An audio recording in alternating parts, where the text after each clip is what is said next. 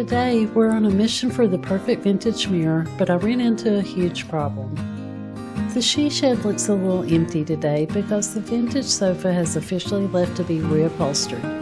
Here's the new vision board with the space, and while I'm waiting to see whether the fabric I choose will bring my vision to life, I'm working on several smaller projects that are helping this room feel more finished. I also went antiquing today for a mirror and vintage candlesticks, but I came home from the antique store without the mirror because now I have a decision to make and I really need your help. Welcome to the Cleveland Cottage. I'm Janet. I'm so glad you're here. So let's get started. Here's the empty space where the sofa was. I'll be sharing a picture of what it looked like inside. It was original. It had horsehair, cotton, and it also had the woven burlap. The fresh egg paint color came in a few weeks ago, so I'm going to put a second and maybe a third coat on this round table so it'll be ready when the sofa's returned. And then I went by Hobby Lobby and I picked up this craft paper in pink, white, and seafoam green. And we're going to start recovering the books on the bookshelf so that they'll be more uniform and hopefully tie in better with the pat pink and the green that I'll be using. And I also picked up this shelving paper at Walmart, and we're going to put it in this yard sale cabinet in here and in the drawers, so I can start adding some blankets. And because y'all know Tom says I have a blanket problem, I brought the blanket that I had outside in here to put on this chair, and I don't have the money right now to have it recovered, but I was thinking about buying a sheet set with floral print and wrapping the gathered one around it, and then on the seat cushion, I was thinking about taking just the flat sheet and cover it until I have the money to have it reupholstered. And Tom's going to hang that pink ladder that I painted above the door. We're going to go to the antique shop. I want to start looking for a floor length mirror to go here, and we'll see if we can find something. And I also picked up a few items there on my last trip. So let's get started. In my original vision, I pictured a tall, vintage, and ornate floor mirror leaning against the wall beside the buffet table. I loved the height and elegance of the mirror in the created photo, and it would help balance the yard sale cabinet on the opposite side of the room. The problem is that tall vintage mirrors can be difficult to find, and when I do find one, it still must fit the wall and be within a reasonable price range. So we're going back to the antiques parlor to see if I can find anything similar. I've labeled all the mirrors, so remember which one you like best. At the end of the shopping trip, I'm going to ask whether I should choose one of these smaller mirrors, keep looking, or ask Tom to build a custom mirror for the space. I'm also looking for some vintage candlesticks. I'd love to find a collected group rather than perfectly matching set. Perhaps a mixture of silver, pewter, or brass, or maybe some glass ones.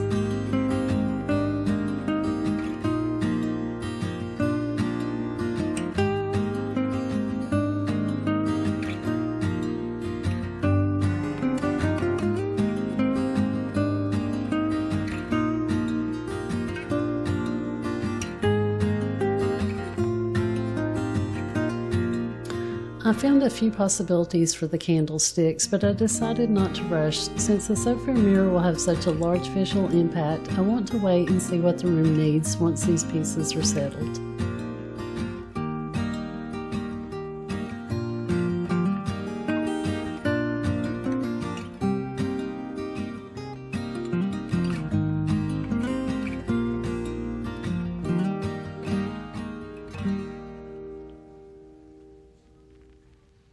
I found several mirrors that had details that I really liked, but none of them were quite tall enough to create the floor mirror look from my inspiration photo. That doesn't necessarily mean they would not work. Some of these could be hung vertically on the wall instead of leaning against it. I need your help. Should I purchase one of the vintage mirrors and hang it, keep looking, and wait until I find the perfect floor length one, or should Tom custom build one for me? If you think I should buy one of the vintage mirrors to hang on the wall, let me know which one was your favorite. I'll show you each mirror at the end, and you can just list it in the comments.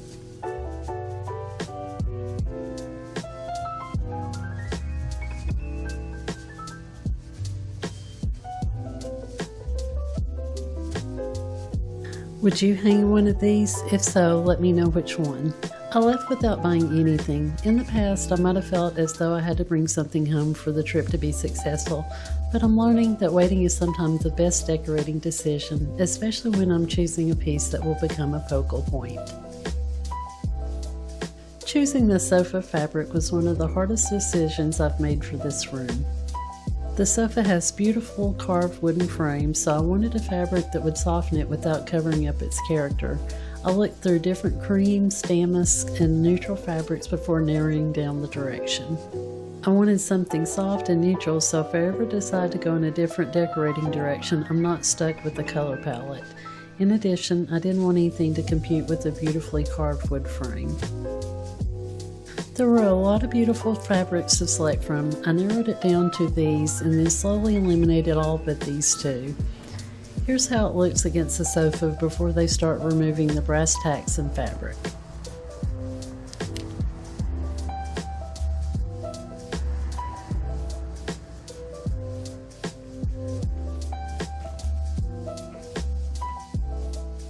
The sofa was an original piece and not a reproduction. You can see that there was only one layer of fabric in the horsehair they used back then.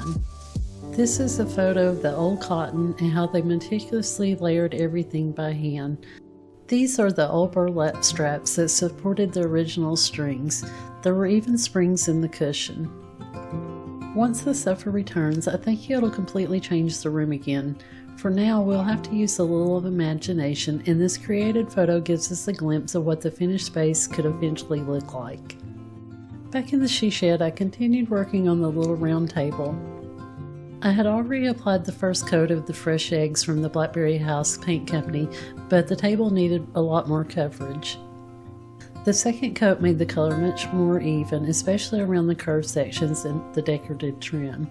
I decided to add a third coat so the finish would feel complete and hold up better with everyday use. The third coat has finally given me the soft creamy finish I wanted, so that's why I chose this one. The inside of the yard sale cabinet was dirty and in need of a good cleaning, so I cleaned it with soap and water and let it dry before adding the decorative shelf paper. I decided to line the shelf with decorative shelf paper in a soft gray and white pattern that brightens the interior without adding too much color or competing with the pink hardware.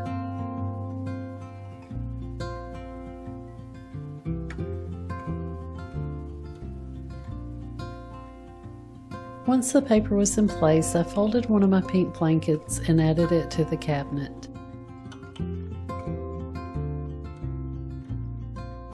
Here are a few of the items that I bought at the Antiques Parlor and Vintiques. I brought home this tiny half-pint milk bottle. It was such a simple little find, but I immediately pictured it holding flowers on the round table. I also found this sand timer with pink sand and this old briefcase to go on the bookshelf to match the ChatGPT photo.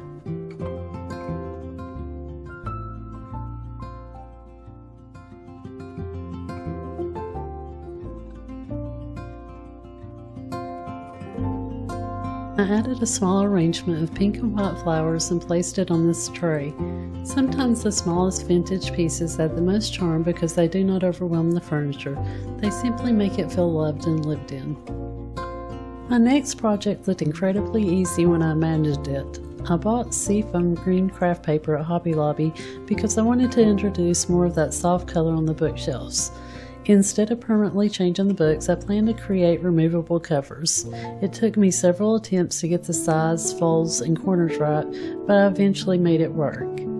I managed to recover 2 books. They're not perfect, but I love the seafoam color, and now I know what to do differently when I cover the rest in soft pastel pink and white.